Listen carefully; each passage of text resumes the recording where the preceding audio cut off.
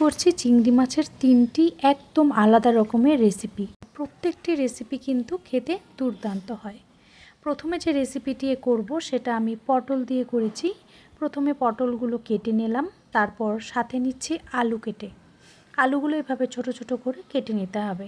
কেটে নিচ্ছি পেঁয়াজটাকে ঠিক এরকম ছোট ছোট করে কেটে নেব। এরপর একটা প্যান বসিয়ে তাতে দিয়ে দেব তেল। প্রথমে পটলগুলো হলুদ আর লবণ দিয়ে ভেজে নেব। একদম কম ভাজলেই চলবে, খুব বেশি ভাজার দরকার নেই। এরপরে একইভাবে আলুও ভেজে নেব হলুদ আর লবণ দিয়ে।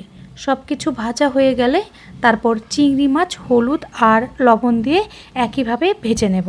তবে সব কিছু যদি রান্না করার সময় আলাদা আলাদা ভেজে নেওয়া হয় তাহলে কিন্তু তরকারিটা বেশ ভালো খেতে হয়। চিংড়ি মাছ আমার ভাজা হয়ে গেছে, নামিয়ে নিচ্ছি।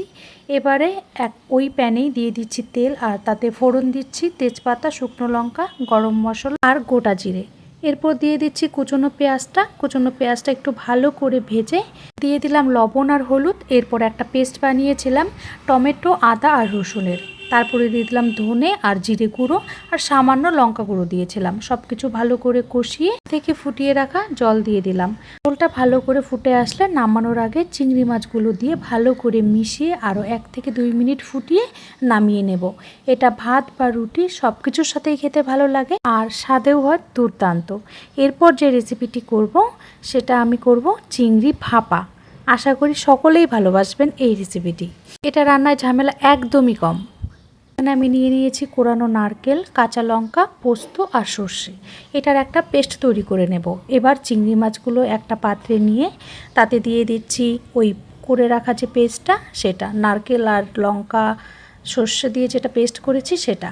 এরপর দিয়ে দিচ্ছি হলুদ গুঁড়ো, লবণ আর টক দই। সব কিছু দিয়ে ভালো করে মেশাতে হবে। আর কাঁচা লঙ্কা আপনারা আপনাদের নিজেদের পছন্দ মতো দেবেন। এবারে সব কিছু মিশিয়ে এর মধ্যে দিয়ে দিব সর্ষের তেল একটু বেশি করে দিয়ে দিতে হবে, যেহেতু ভাপে হবে তাই। এবার সব কিছু মিশিয়ে আধ ঘন্টার মতো রেখে দিতে হবে। এবারে একটা কড়াই বসিয়ে আগে থেকে যে ম্যারিনেট করে রেখেছিলাম চিংড়ি মাছটা সেটা দিয়ে দিলাম, আর অল্প ওটা ধুয়ে জল দিয়ে দিলাম।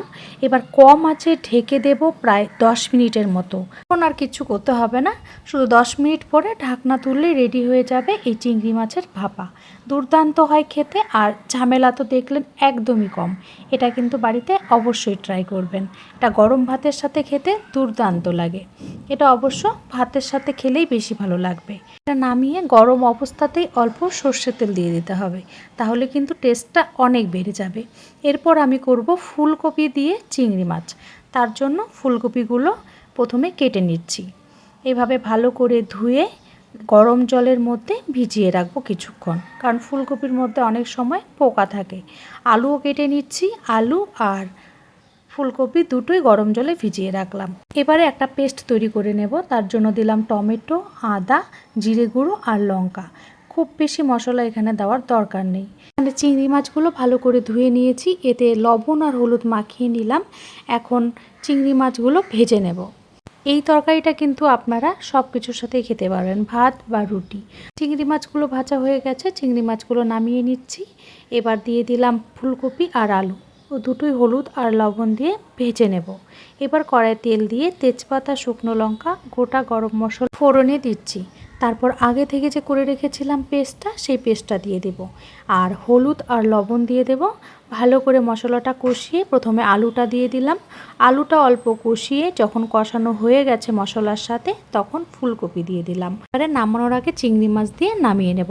তাহলেই তৈরি হয়ে যাবে ফুলকপি দিয়ে চিংড়ি মাছের তরকারি। আপনাদের কোন রেসিপিটা ভালো লাগলো অবশ্যই জানাবেন। ধন্যবাদ।